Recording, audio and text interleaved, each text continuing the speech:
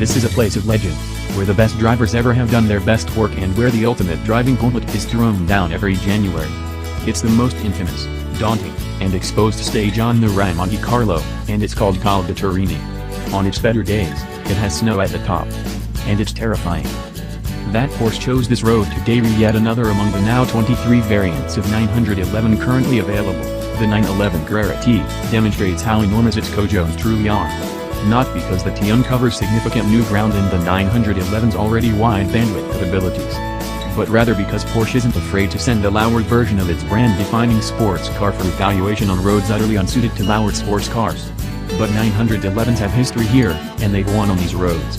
If a 911 can shine on the Turini, then it can shine just about anywhere. The point of the T, for touring, is to be a Spartan model equipped with only the necessities that a dedicated driver might want. In truth, it is built from a combination of parts available elsewhere in the 911 line.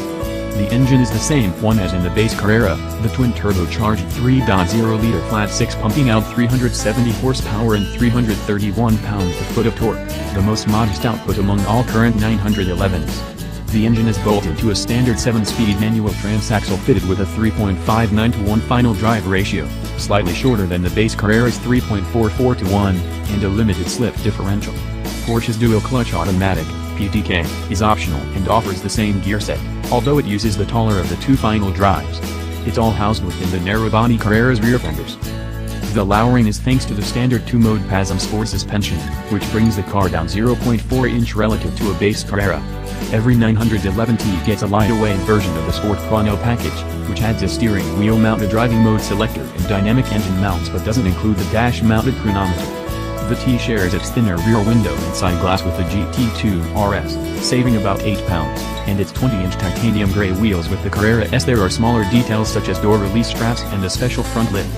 When the T is equipped with the optional $5,200 carbon fiber full bucket seats, which aren't for everyone and also preclude the presence of the car's rear seats, total weight savings is 44 pounds relative to a standard Carrera.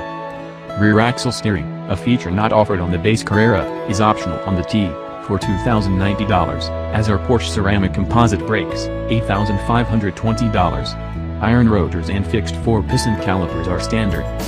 As verification of the 911 Carrera T's effectiveness on imperfect roads, Porsche was thoughtful enough to also bring along examples of the 911 GT3 touring package at the same time and included a winter tire-equipped example in our tour of the Cols in southern France.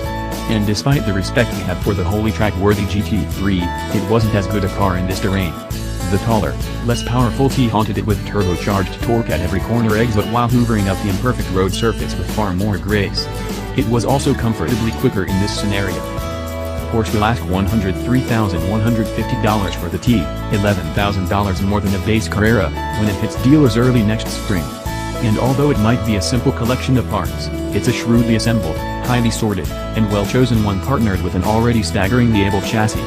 It's a machine we could only hope to have in our own garage. Especially if that garage were at the bottom of a legendary pass in the French Alps.